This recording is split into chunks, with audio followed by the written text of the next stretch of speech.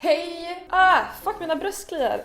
Idag är det den 2 maj, vilket innebär att det idag är exakt 1 år sedan jag blev drogad på Guldtuben 2015s efterfest. Och då kanske ni tänker, herregud Klara, jag trodde verkligen att du visste bättre. Men då vill jag bara att ni ska observera att det alltså inte var jag som valde att droga mig själv.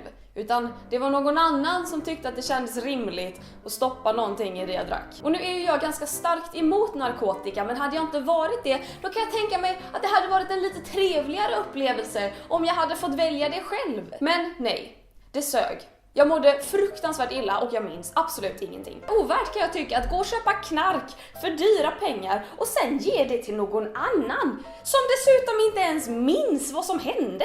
Otacksamt, kan jag tycka. Hur som helst, det har gått 1 år sedan det hände och därför tänkte jag idag berätta hela den här historien. En blandning av vad jag har fått återberättat för mig av andra som var där och det lilla som jag minns själv. Okej, så det var Guldtuben 2015, jag hade vunnit pris för årets vloggare, jag var där med Johanna och Keyyo och vi skulle gå på efterfest. Och jag minns att jag var jättetaggad, jag var glad och det var härliga människor och man ville bara så här typ ut och dansa. Men eftersom vi hade lite väskor och goodiebags och grejer så skjutsade Herman Caruan, fotografen, hem oss till mig för att han behövde mata över massa bilder i sin dator, vi behövde hänga av oss. Så medan Herman satt och matade in alla bilder, då tog vi varsitt glas vin. Och det var alltså det första vi drack på hela den här kvällen. Så vi sitter där, skålar lite vin, kollar i goodiebagen. Herman blir färdig, Herman har alltså inte druckit. Vi åker in till Stureplan till klubben Collage som ingen av oss har varit på tidigare. Så vi går in, hänger av oss. Jag och Johanna går till baren och köper varsin öl. Och inne på klubben så finns det som en liten VIP-triangel som är ett hörn av lokalen. Och det som liksom hindrar folk från att gå in där, det är verkligen ett rött band som hänger. Och där inne står, jag tror det är Oscar Sia,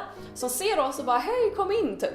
Så att han liksom tar upp det här bandet och vi går in och det är liksom, det kändes lite som att det var ett IQ-test att komma in på VIP-avdelningen fast du behövde inte ha speciellt högt IQ. Det är jättetrångt, folk dansar och typ shottar och grejer och de kommer in med någon shotbricka. Folk tar, så att jag tar också en och då har jag druckit en öl, ett glas vin och en shot. Och alla människor är ju olika känsliga mot alkohol. Och om vi säger så här, jag har aldrig kräkts på fyllan, jag har aldrig haft minnesluckor. Och då har jag ändå druckit typ 3-dubbla av det som jag hade druckit hittills den här kvällen. Keep it in mind. Och här någonstans så kommer vi till en del av VIP-triangeln där det är en grupp med killar. De är kanske 5, 6, 7 stycken och de är ganska klängiga på oss. Och vi markerar ganska tydligt att vi vill inte dansa med er just nu utan vi vill vara lite för oss själva. Men det finns liksom ingenstans att ta vägen för att det är väldigt, väldigt trångt. De har ett bord bredvid sig där det står en vodkaflaska och ett paket med lingonsaft. Och det är här någonstans som jag slutar komma ihåg saker. Det här minns inte jag, men Johanna har berättat att jag tog tydligen upp vodkaflaskan och sa, ska vi ta en drink? Jag tog upp vodka, jag öppnade vodkaflaskan, hällde upp lite. Johanna öppnade lingonsaftspaketet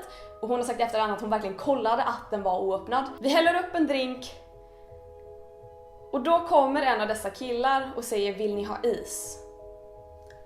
Och stoppar ner en isbit. Och det här är ingenting som vi reflekterar över. Jag minns det inte ens, antagligen för att det var jättemycket folk och för att det var någonting i den här isbiten eller på den här isbiten eller någonting annat i hans hand som han la ner i drinken. Men jag tar en klunk, jag känner att det smakar otroligt äckligt.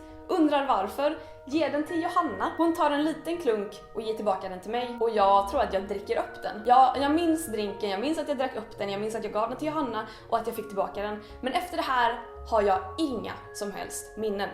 Efter det här så är det bara blankt. Så ganska direkt efter att jag har druckit den här drinken så börjar vi att dansa.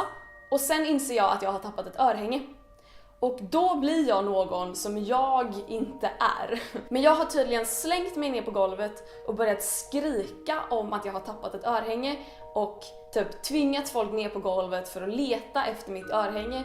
Det är så pinsamt! Det är så pinsamt, men jag har inget minne av detta. Lite senare märker Johanna att jag börjar se konstig ut. Jag börjar se illamående ut och hon får lite svårt att kommunicera med mig. Så hon frågar hur jag mår och jag får inte fram ett ord.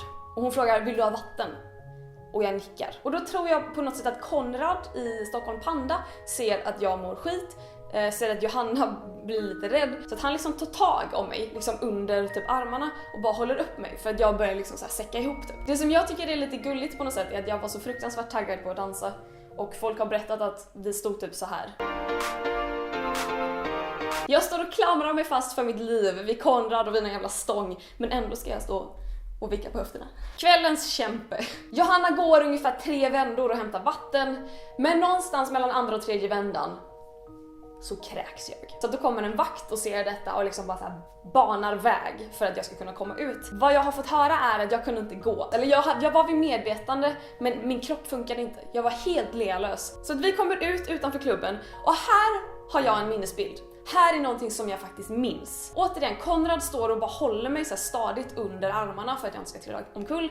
Jag klamrar mig fast vid honom, men hänger ändå typ dubbelt och kräks. Och jag minns att jag tänker att, vad fan, jag brukar tycka att det är ganska obehagligt att kräkas. Nu känns det ju ingenting. Det är bara liksom, det verkar som att det bara rinner ut. Och där ringer vi en taxi. Och vi får tydligen vänta svinlänge på taxin. Och de gör liksom allt i sin makt för att typ jag inte ska somna eller på något sätt så här svälja min tunga eller whatever. Men till slut kommer vi hem. När jag vaknade på morgonen därefter så hade jag pyjamas på mig och jag hade tagit bort mitt smink. Och enligt Johanna var det ingen av dem som tog bort mitt smink, utan det har jag tydligen gått upp och gjort själv. Du kan dina prioriteringar, kroppen. Det roliga är att när vi väl kommer hem börjar Johanna kräkas. Vilket makes sense för att hon också druckit en klunk av drinken, vilket gör att vi alla är lite mer övertygade om att det kanske låg någonting i den här drinken. Vaknar på morgonen och känner, vilken kul kväll det var igår. Känner lukten av kräks. Ser att Konrad sover hemma hos mig och bara, I don't know you like that. Ser att det är så här stora så här bärsbruna fläckar på lakanen och undrar, vad har hänt? Så att jag får lite panik. Hittar min telefon, ser att jag har typ 8 eller 9 olästa sms från typ Spazzy, från folk på Splay, från Vigor Sörman, som då frågar, blev det lite för mycket igår eller? Haha, gick det bra? Och jag sitter där och bara, för jag minns att jag drack ett glas vin hemma, en flaska öl typ en timme senare och sen en shot. Och sen en drink. Och där börjar pusselbitarna falla på plats. Jag bara, helvete, det är den där jävla drinken. Och jag försöker så komma ihåg, vad hände sen? Men det finns inte, det är raderat ur min hjärna. Johanna vaknar, kommer upp och sen kommer Konrad upp och vi så tillsammans hjälps åt att bara pussla ihop. Vad är det vi har sett var för sig, vad är det som har hänt? Det känns så grovt på något sätt att gissa att man har blivit drogad. Men som sagt, jag har aldrig kräkts på fyllan, jag har liksom aldrig spårat på fyllan överhuvudtaget. För att jag dricker inte så mycket alkohol och när jag väl gör det, då tror jag att jag känner mina egna begränsningar. Och jag mådde så dåligt över detta tills jag insåg att okej, men det är inte mitt fel. Så ja, det där var alltså hela historien. Det finns så mycket mer detaljer som jag har hoppat över nu, men det känns som att det här var det mest vitala. Och när detta hände så valde jag att skriva ett blogginlägg om det, för att jag tycker att det är viktigt att snacka om. För att jag trodde inte att detta hände. Allra minst på en jävla Stureplansklubb i Stockholm. Jag trodde att detta hände på typ shady bakgator i Amsterdam. Då fick jag 3 typer av reaktioner. Första typen av reaktion var, oh my god, det där har hänt mig med. För tydligen är det skitvanligt att folk blir drogade, vilket blew my mind. Andra reaktionen var folk som sa, du ljuger, sluta ljug, du spårade på fyllan, skyll inte det på någonting annat. Jag vet inte ens hur jag ska kommentera det, för att det suger att bli drogad, men helvete vad det suger lite ytterligare att bli misstrodd. Och tredje reaktionen var, varför gick du inte till polisen? Och så här i efterhand kan jag känna, jag skulle väl antagligen ha gått till polisen. Men jag gjorde inte det för att jag vet inte vad man gör när man har blivit drogad. Och när man ligger där och är fullt upptagen med att liksom hantera den här paniken över att jag har ingen aning om vad som hände i natt, då är inte första tanken att jag ska nog gå och ta ett drogtest. Det enda som skulle hänt om jag hade gått till polisen var att jag kanske hade kunnat få bekräftat för mig själv att jag varit drogad. Om nu drogen ens funnits kvar i mitt system. Och jag hade kunnat polisanmäla, men 1. Jag minns ungefär lika mycket av den här natten som jag minns av min egen födsel. Och 2. Det hade varit helt omöjligt att spåra den som hade gjort det, så att det enda det hade lett till hade varit ytterligare en siffra i statistiken. Ain't nobody got time for that. Det är viktigt att en faktiskt gör en polisanmälan när sådana här saker händer, men ibland pallar man inte. Så vad har då varit konsekvenserna av att jag har erfarenhet av att bli drogad? Jag har inte blivit speciellt påverkad av händelsen, mer än att jag ungefär i 3 månaders tid efteråt hade ganska svårt för att dricka alkohol på grund av lukten och att det fick mig att minnas hur det var att vakna upp och inse att jag minns fan ingenting. Men då drack jag cola istället och för mig var inte det en speciellt big deal. Däremot har jag lärt mig en ganska viktig sak, och det är att när jag är ute på klubbar eller ute på krogar, då ska jag hålla koll på mig själv och låta bli att lägga preparat i andra människors drinkar. I know! Det är helt sjukt! Att jag inte tänkt på det här förut. Men jag har lärt mig att det är både osoft och olagligt att droga andra människor. Speciellt utan deras medgivande. Alltså ni kan ju fråga först. Eller bara dra åt helvete.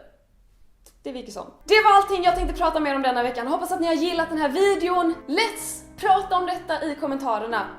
Så får ni ta det vackert och så ses vi precis som vanligt nästa vecka. Hej då!